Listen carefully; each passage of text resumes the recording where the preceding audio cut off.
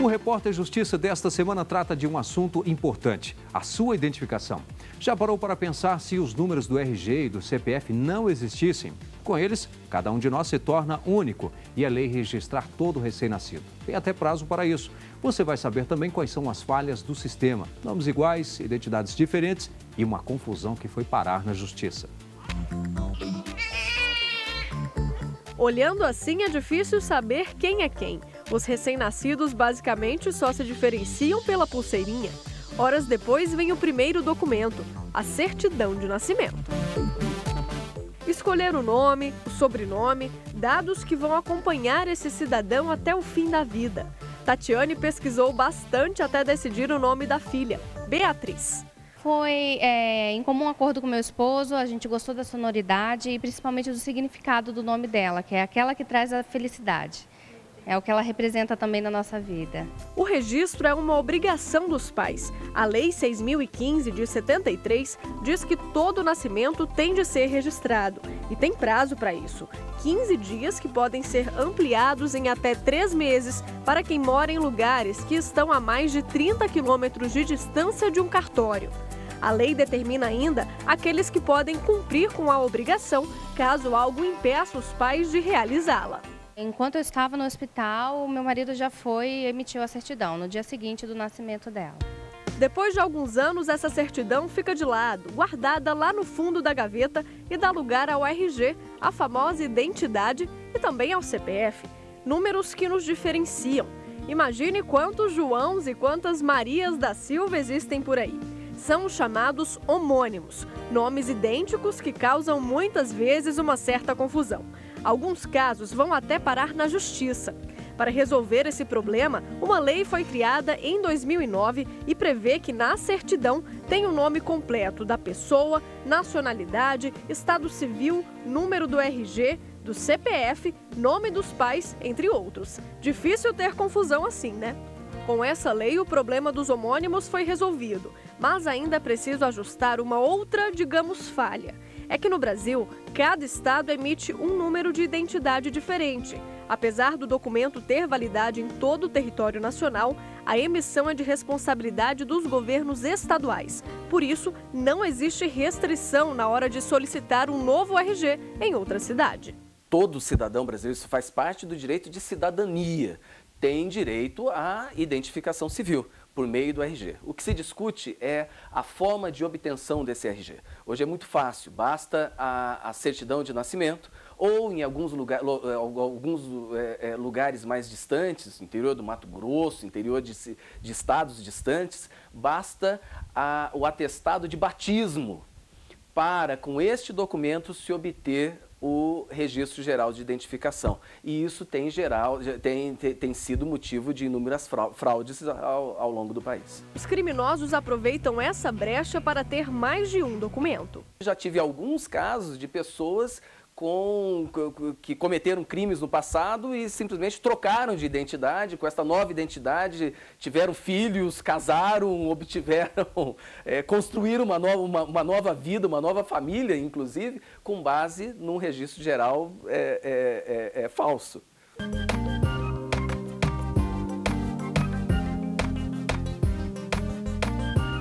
E quando a gente perde o RG?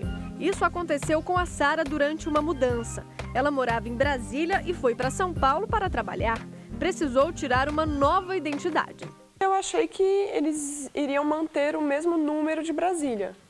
E aí eu só fui informada que ia ser um número diferente realmente quando eu fui apresentar a imagem e tudo, a foto 3x4 para eles colocarem. Eu fiquei surpresa porque eu não imaginava que ia ter um novo número de RG.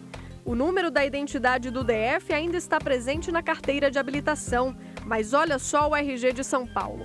Nem parece que esses números identificam a mesma pessoa. Teve uma vez que eu entrei num prédio para efetuar um trabalho e chegando lá eu tinha feito cadastro 1 ano atrás com o número do RG antigo.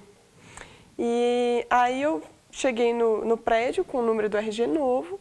E aí o pessoal ficou meio desconfiado assim comigo, mas depois me deixou entrar tranquilamente. Só que toda vez que eu vou nesse local, eu tenho que explicar que eu tenho 2 RGs. E todo mundo acha estranho. Todo mundo acha meio esquisito, né?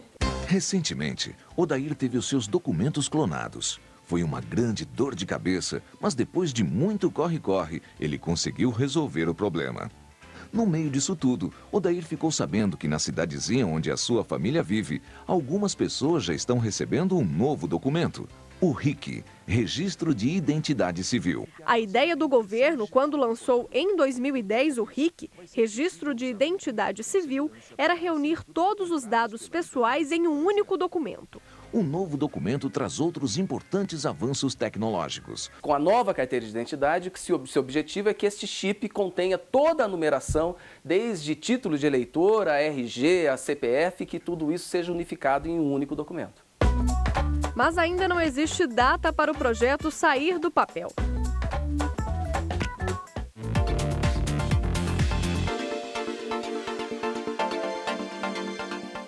Na maioria das empresas, não é mais necessário assinar a folha de ponto, anotar o horário do intervalo. O funcionário é reconhecido e registrado pela digital. É o sistema biométrico de ponto. A biometria também vai estar presente nas eleições do ano que vem. E você, já fez o seu recadastramento? O sistema vai ser usado nas eleições do ano que vem. Quem faz questão de votar precisa arrumar um tempinho na agenda e ir até um posto de atendimento do TRE. Foi rápido e foi bem simples, sem nenhum problema, sem nenhuma burocracia. O recadastramento foi regulamentado pelo Tribunal Superior Eleitoral e acontece em quase todo o Brasil. É preciso levar a identidade, um comprovante de residência e o antigo título de eleitor. Tatiane se recadastrou e aproveitou também para transferir o título que era do Rio de Janeiro. Eles atualizam os dados cadastrais, depois eles tiram a digital, tiram uma foto também e já sai o título na hora. Foi muito fácil, agendei ontem para hoje, de um dia para o outro eu já consegui vaga. Além de ser mais rápido e unificar os dados dos eleitores, esse sistema foi implantado por uma razão específica: a segurança. Aconteceram vários problemas, né, no decorrer da história das eleições, e aí chegou um ponto que nós avançamos para a biometria para ter a certeza dessa lisura do processo eleitoral. Por exemplo, falsificação da assinatura, né, porque o eleitor se identificava com o documento e na hora de assinar ele poderia copiar. E se ele encontrar um título na rua, por exemplo, quando era permitido votar somente com o título, ele chegava, apresentava o título, assinava igual, a pessoa achava que era ele e poderia entrar. Ou seja, era complicado. Para não deixar brechas para fraudes, o novo sistema vai identificar também o eleitor por meio de uma foto, tirada na hora do recadastramento. A biometria, na hora que o eleitor chegar na sessão eleitoral para se identificar perante o mesário, ele vai apresentar seu documento também, para o mesário poder conferir. Tem uma foto dele na folha de votação, ou seja, na hora que colocar o dedo no sensor, vai aparecer a foto daquele eleitor, quer dizer, a garantia total de que o eleitor é o próprio que vai estar votando. O problema é que muita gente deixa para a última hora. No Distrito Federal, só metade dos eleitores se recadastraram. Faltam ainda mais de 900 mil. Neste posto de atendimento, por exemplo, na sede do TRE em Brasília, sobram 300 vagas de atendimento por dia. Vai chegar no ano que vem, vai enfrentar a fila e vão dizer que a desorganização é nossa, mas infelizmente nós estamos preparados desde 25 de fevereiro para receber a população. Ele vai ter o título cancelado e vai ficar impedido de vários direitos, né, que ele poderia exercer, no caso, por exemplo, assumir cargo público, né, tomar posse em cargo público, renovar o passaporte.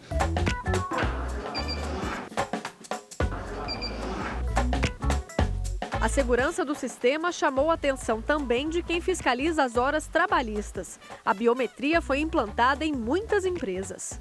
A partir de 10 funcionários já é obrigatório fazer o controle através do ponto eletrônico, né?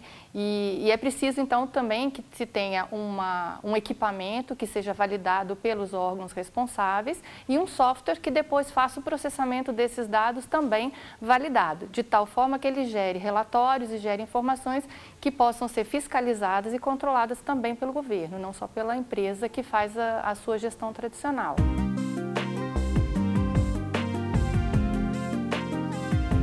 Pelo tamanho do depósito, já deu para perceber que a empresa é de grande porte, né?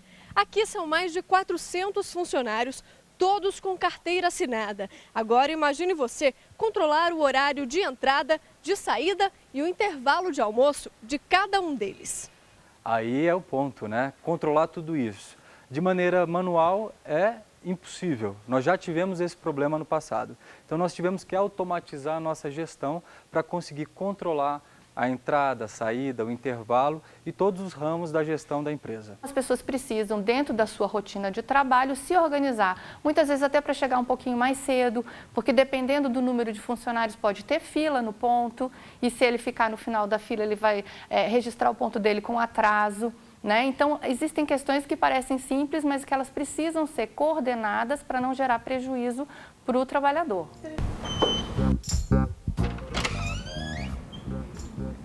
A gente seguiu os passos do artigo 74, parágrafo 2º da CLT. Primeiro, manual, registro no caderninho, porque não havia tecnologia para isso. Depois, ponto eletrônico e, por fim, o biométrico, atendendo à exigência do Ministério do Trabalho.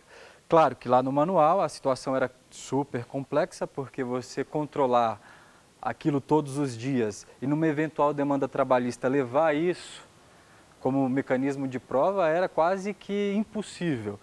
Com o eletrônico já ficou mais fácil, porém ainda assim era muito complicado você fazer gestão de tudo isso. Agora o biométrico não, é tudo muito rápido. A informação cai no sistema, você consegue mapear diariamente, semanalmente ou mensalmente e tem tudo que você precisa para tomar a melhor decisão. Infelizmente, no passado, né, não posso garantir que agora não aconteça mais, mas no passado a gente encontrava situações em que algumas empresas elas não deixavam o funcionário fazer o registro correto ou, quem sabe, até manipulavam os dados dos registros para não ter que arcar com horas extras. E aí, em função desse histórico, muitos colaboradores e trabalhadores guardam os seus canhotos para fazer uma conferência no final do período para ver se de fato as horas que eles fizeram foram atendidas. É lei e por isso é preciso se adequar. O governo chegou a adiar a implantação do ponto biométrico por diversas vezes, mas não tem jeito. Os empresários têm que colocar a mão no bolso para atender a legislação. Na realidade envolve custos, né? Muitos já tinham seus sistemas eletrônicos também, mas não dentro do que o governo exigiu e tiveram que substituir, né, esses equipamentos. Então, claro, isso envolve toda uma questão de custos, os softwares também tiveram que ser softwares validados. Então, de fato, existe sim um investimento em termos de recursos que as empresas precisaram fazer. Além disso, mudam também procedimentos, né? Porque, na realidade, quando você muda o equipamento, as pessoas também têm que se adaptar a um novo modelo de controle. E nesse modelo de controle tem também o controle dos intervalos, né? Que também era muito difícil ser feito antes e hoje é exigido que se faça.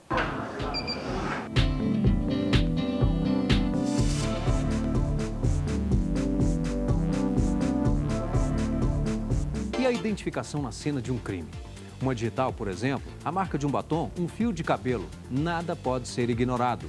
Tudo é evidência. E ainda a Lei 12.654, que criou o Banco de Dados Genéticos. É a tecnologia a favor da justiça.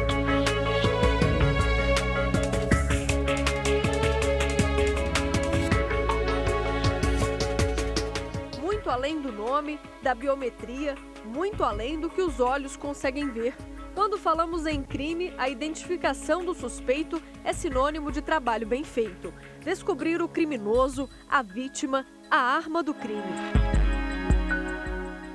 A identificação em geral da pessoa tem uma diversidade muito grande e no caso das identificações criminais, é possível fazer a identificação através da voz, então a partir de gravações que chegam à polícia para investigar.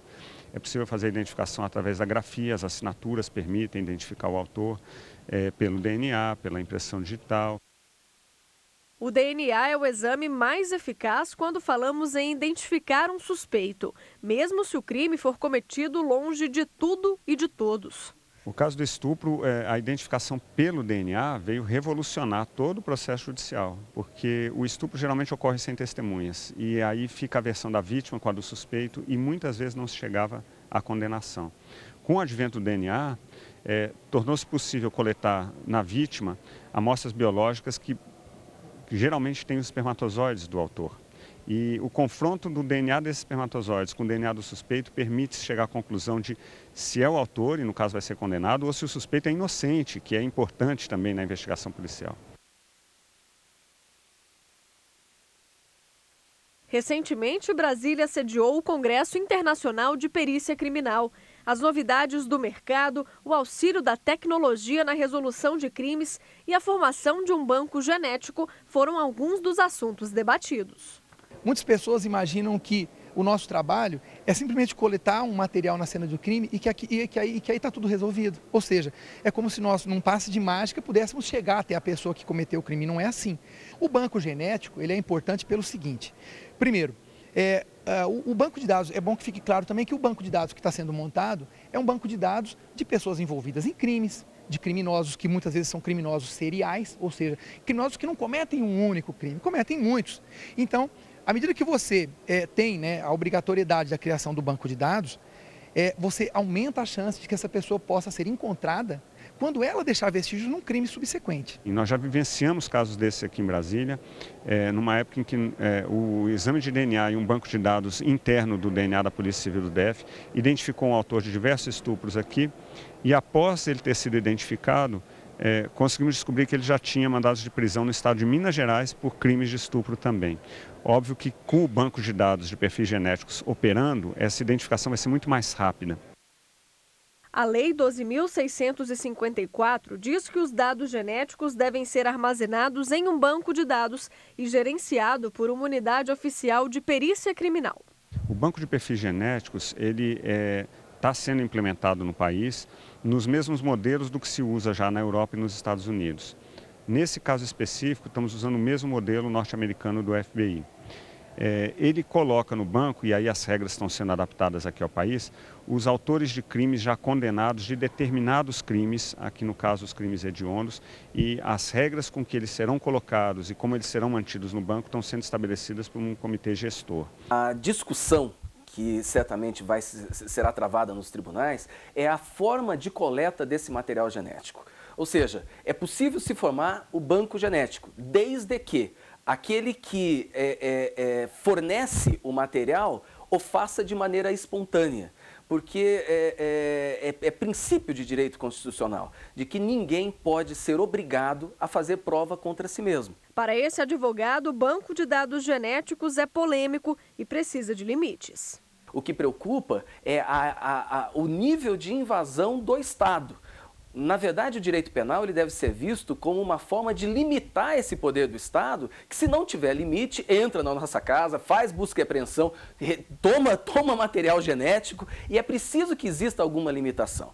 O que preocupa nesta lei especificamente é que o artigo 3º, inciso 4º, permite que a autoridade policial requeira e o juiz defira sem nenhum critério objetivo a obtenção de material genético daquele que sequer condenado está. De maneira que isso não resta dúvida, seria uma forma de obter, de fazer com que o cidadão fizesse prova contra si mesmo, o que, a meu sentir, fere o texto constitucional.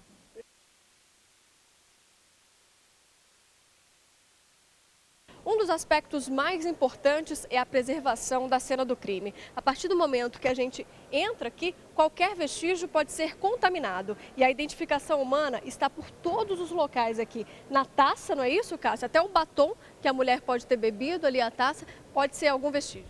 Sim, falando sobre identificação, nós poderíamos dizer que tudo começa com preservação. À medida que eu preservo as minhas evidências, os meus vestígios, eu passo a considerá-los passíveis de serem utilizados para uma busca de uma identificação, por exemplo, ou da vítima, ou dos autores, ou das pessoas que estiveram num determinado cenário de um crime. Na cena de crime, então, nada pode ser ignorado, né? Neste local aqui, o que poderia levar a gente a uma identificação humana? Bom, vamos analisar com calma esse cenário. Aqui, a gente pode pensar na identificação humana do provável autor, ou de pessoas que eventualmente tenham tido acesso ao local e que deixaram de alguma maneira vestígios que nos levariam à identificação dessas pessoas. Existe também a identificação, por exemplo, da vítima, embora ela esteja parcialmente identificada, eu sei que ela morava aqui e tal, mas eu tenho que comprovar sempre essa identificação. Aqui, por exemplo, também nós temos nesse objeto que está simulando talvez um cinzeiro, pontas de cigarro, onde eu tenho também algumas marcas e, principalmente, eu posso ter aqui no filtro saliva.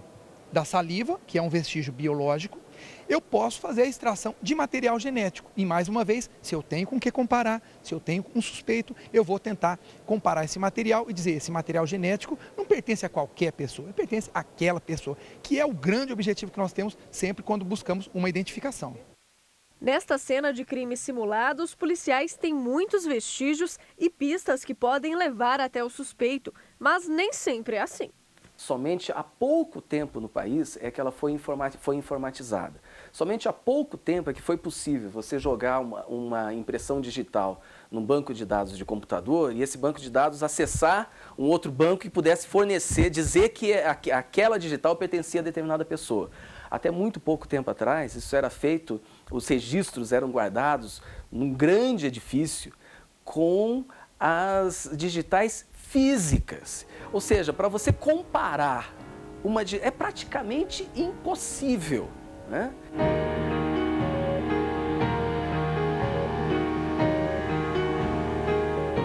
E quando o crime é descoberto depois de anos, como identificar a vítima? É comum nós encontrarmos, por exemplo, não só aqui em Brasília, mas em outros lugares, cenas de crime onde a vítima já se encontra totalmente esqueletizada, portanto, numa fase em que só restam os ossos, e eu tenho que buscar, então, uma identificação. No caso específico das ossadas, a identificação pode se dar de pelo menos 3 maneiras diferentes, tá? Umas mais imediatas, outras que demandam, por exemplo, o próprio exame de DNA, já que dos ossos e do dente, por exemplo, eu consigo extrair material genético para uma possível comparação. A tendência é que a tecnologia auxilie cada vez mais o trabalho dos investigadores. Tem evoluído muito. E o que tem ajudado muito nesse aspecto é a informatização desses diversos setores, permitindo a criação de bancos de dados. Então, existem bancos de dados de DNA, que é uma lei nova até para se usar criminalmente no país, bancos de dados de impressão digital, bancos de dados de projéteis, que permite identificar a arma que disparou, então não é uma identificação humana, mas é uma identificação de arma utilizada.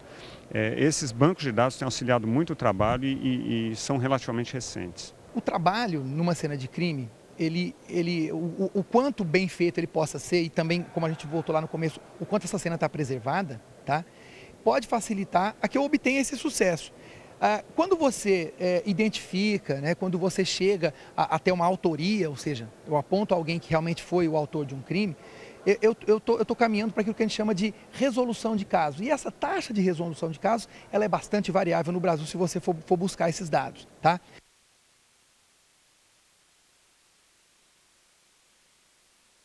E o Repórter Justiça fica por aqui. Participe do nosso programa. Envie uma sugestão de reportagem para a gente.